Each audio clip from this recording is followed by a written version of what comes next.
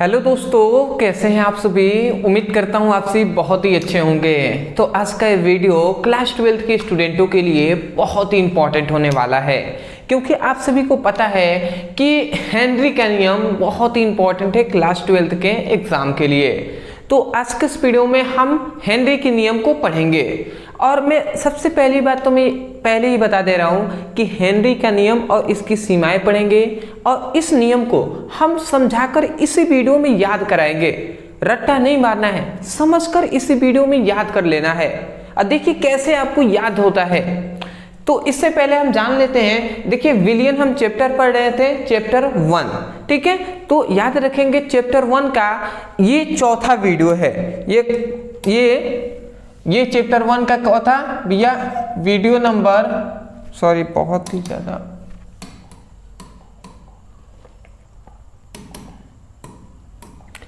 Video 4 है, ठीक है। मतलब ये चौथा वीडियो है इस चैप्टर का। तो इससे पहले के 3 वीडियो बना दिया गया है। यदि आपने नहीं देखा, डिस्क्रिप्शन बॉक्स में आपको लिंक मिल जाएगा फिजिक्स और केमिस्ट्री दोनों का। तो उस लिंक पे क्लिक करके अपनी बेसिक टू हाई पढ़ाई कर सकते हैं। अब स्टार्ट करते हैं हेनरी का नियम। तो आता है, जाहिर सी बात है, सबसे पहली बात तो यही आता है कि हेनरी का नियम कहते किसे हैं भैया, ठीक है। हेनरी का नियम क्या होता है, ये सबसे पहला हमारा प्रश्न आ जाता है। तो जाहिर सी बात है, देखिए हेनरी का नियम क्या है। तो हेनरी के नियम को समझने के लिए आपको एक फिगर समझना होगा। फिगर समझ गए, नियम यूं ही याद हो जाएगा। तो हम समझने पर फोकस करते हैं। देखिए सपोज दैट मैं ये ले रहा हूं, जैसे ये एक खुला बर्तन है। ये एक सपोज दैट ये एक बर्तन है। ध्यान से आप समझेंगे। अब ये जो बर्तन है, इस बर्तन में, ये जो बर्तन है, इस बर्तन में यहां तक क्या भरा गया है, यहां तक भरा गया है द्रव, ठीक है। इस बर्तन, ये एक बर्तन है, इस बर्तन में यहां तक इसमें क्या भरा गया है, इसमें द्रव भरा गया है, ठीक है। द्रव मतलब जैसे पानी होता है उस प्रकार इसमें भरा गया है। उसके बाद यहां तक, उसके बाद जस्ट इसके ऊपर यहां तक इसमें क्या भरा गया है, इसमें भरा गया है गैस,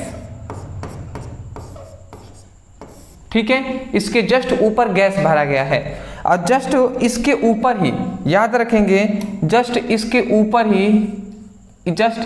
ऊपर ही क्या लगा दिया गया है, पिस्टन लगा दिया गया है, ठीक है। इस प्रकार से एक पिस्टन लगा दिया गया है। पिस्टन मतलब समझते हैं, जैसे पंप भरना होता है ना, साइकिल में हवा भरते हैं तो पंप से भरा जाता है। तो जैसे हम दबाते हैं उसी प्रकार ये क्या है, पिस्टन है। तो ये पिस्टन है, ये बात आप याद रखेंगे। अब ध्यान से समझेंगे। समझना ये है कि ये जो द्रव है ना, तो इसको हम एक ताप देते हैं। इस द्रव को हम क्या करते हैं, द्रव को हम गर्म करते हैं, मतलब द्रव को हम ताप देते हैं। ताप देंगे तभी तो गर्म होगा ना। परंतु ताप कैसा होना चाहिए, स्थिर होना चाहिए, ठीक है, स्थिर होना चाहिए ताप। तो जब हम स्थिर ताप पर इस द्रव को गर्म करते हैं तो क्या होता है कि ये द्रव वाष्प में, मतलब गैस में बदलने लगता है, ठीक है। तो एक समय पश्चात, मतलब ये द्रव है, ये गैस है, तो आप समझेंगे जैसे ही क्या होता है, ये इस गैस को, जैसे इस गैस पर हम इस पिस्टन से दाब लगाते हैं, क्या लगाते हैं, जैसे इस पिस्टन की सहायता से इस पर हम दाब लगाते हैं, दाब, ठीक है। तो जब हम दाब लगाएंगे तो ये सोचिए, ये जो गैस है ये इसमें घुलेगा कि नहीं। ये जो द्रव है, द्रव मतलब जैसे पानी है, तो इसमें गैस घुलेगा, जाहिर सी बात है। समझ रहे हैं ना। अरे भैया ये क्या है, ये गैस ही तो है। अब इस गैस पर ये पिस्टन है, ये पिस्टन है। तो अब इस पिस्टन द्वारा इस गैस पर दाब लगाया जा रहा है, जैसे पंप से हम भरते हैं वैसे। तो इस गैस पर दाब लगाया जा रहा है, प्रेशर लगाया जा रहा है, तो ये गैस द्रव में आके घुलेगा। तो जो ये गैसों की द्रव में जो घुलनशीलता होती है, गैसों की द्रव में जो घुलनशीलता होती है, गैसों की द्रव में जो घुलनशीलता होती है वह गैसों पर लगाए गए जो दाब है ना उसके ही समानुपाती होता है। बात समझ में आ रहा है? देखिए हम यही कह रहे हैं, हेनरी नामक वैज्ञानिक ने हमें यही बताया कि स्थिर ताप पर गैसों की द्रव में घुलनशीलता, ये घुल ही तो रहा है ना, ये इसमें क्या हो रहा है, घुल रहा है, ठीक है। घुलनशीलता कहें या विलेयता कहें, दोनों बात एक ही है। तो हेनरी नामक वैज्ञानिक ने बताया कि स्थिर ताप पर गैसों की द्रव में घुलनशीलता गैसों पर लगाए गए दाब के समानुपाती होता है। मतलब जो घुलनशीलता होता है ना, जो क्या होता है, जो घुलनशीलता होता है,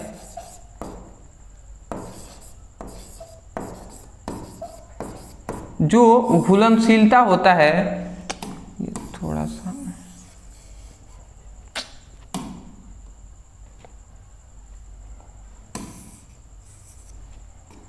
देखिए, गैसों पर मतलब जो घुलनशीलता होता है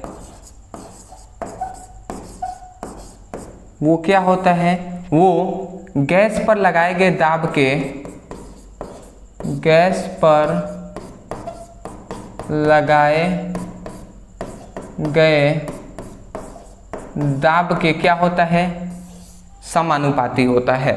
ठीक है, ये बात आप याद रखेंगे, यही उस टाइम से यही बात कहा जा रहा है।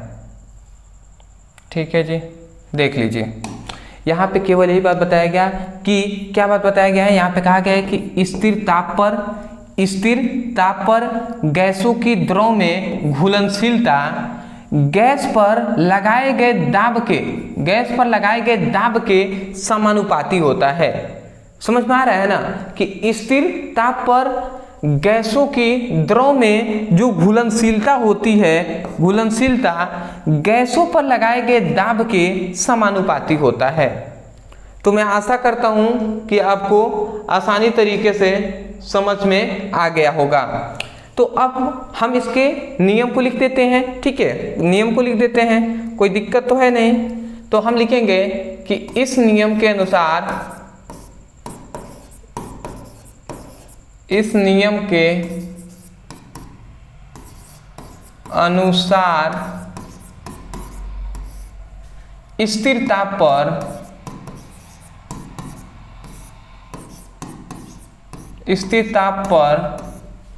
गैसों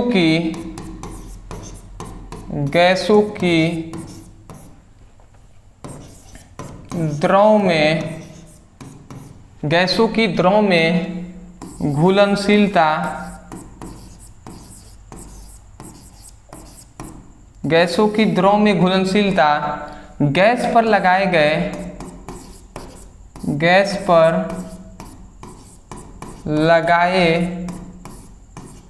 गए दाब के समानुपाती होता है।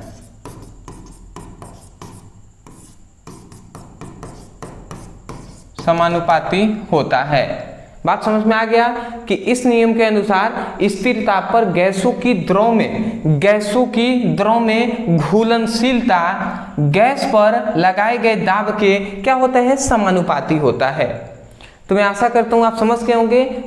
नियम ये हो गया, फिगर ये हो गया, ये इसका फॉर्मूला है। यदि हम इसको संकेत में लिखें तो आप याद रखेंगे कि जो यहाँ पे आपको दिखाई दे रहा है, घुलनशीलता को मतलब गैसों की द्रव में घुलनशीलता को m से दर्शाते हैं, तो m समानुपाती और गैस पर लगाए गए दाब के समानुपाती होता है, तो m समानुपाती p हो जाएगा। ये समानुपाती का चिन्ह अगर हटता है, इक्वल का चिन्ह आता है, तो यहाँ पे k नियतांक आता है और ये p।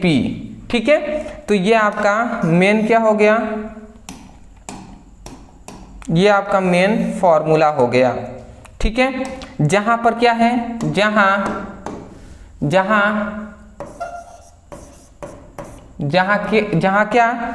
m क्या है, m है गैसों की द्रव में घुलनशीलता, या हम कह सकते हैं घुलित गैसों की मात्रा, घुलित गैसों की मात्रा, घुलित गैसों की मात्रा की क्या है, की है हेनरी स्थिरांक, हेनरी स्थिरांक, हेनरी स्थिरांक है। पी क्या है, पी है गैस पर लगाया गया दाब, गैस पर लगाया गया दाब। तो देखिए ये सब कुछ आपको याद रखना है। फिलहाल देखिए मेरा लक्ष्य सबसे पहले ये था, नियम याद हो गया कि नहीं हो गया, हो गया ना। आप कह देंगे हेनरी के नियम के अनुसार स्थिर ताप पर गैसों की द्रव में घुलनशीलता गैस पर लगाए गए दाब के समानुपाती होता है। तो मैं आशा करता हूं कि आपको सबसे पहले हेनरी का नियम क्लियर हो गया होगा, कंफर्म समझ में आ गया होगा, और हो सकता है तो आपको याद भी हो गया होगा यदि आप ध्यान से समझ रहे होंगे तो। ज़्यादा हार्ड नहीं है। तो हेनरी का नियम समझ लिया। अब इसके साथ साथ जब भी हेनरी का नियम पूछता है, इसकी सीमाएं पूछ लेता है कि इसकी सीमाएं क्या है, इसकी शर्तें क्या हैं। तो इसकी कंडीशन देखिए, उसको हम जान लेते हैं। तो यहाँ पे हमने ले लिया है। अब हम इसको देख लेते हैं कि हेनरी के नियम की सीमाएं। तो देखिए हेनरी के नियम की मुख्यतः 3-4 सीमाएं होती हैं। तो हेनरी की निम्नलिखित सीमाएं होती हैं, ऐसे हम लिख देते हैं कि इसके निम्नलिखित सीमाएं होती हैं, सीमाएं होती हैं।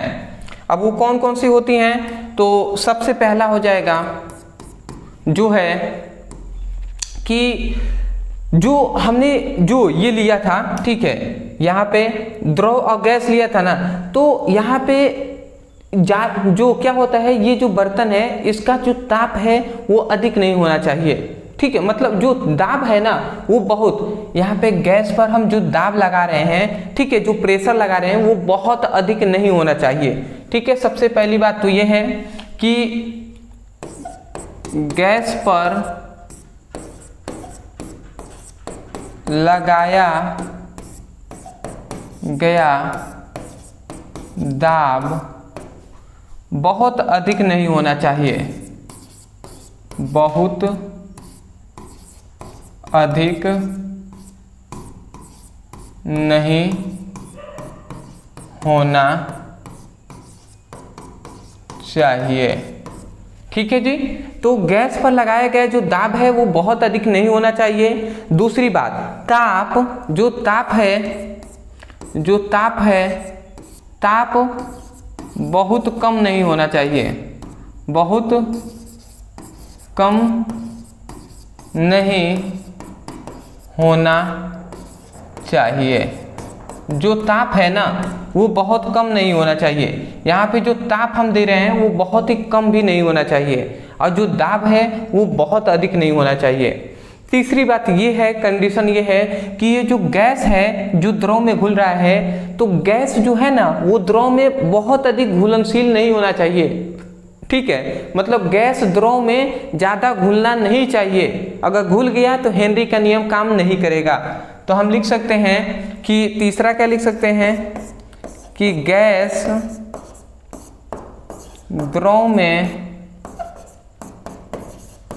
अधिक घुलनशील नहीं होना चाहिए,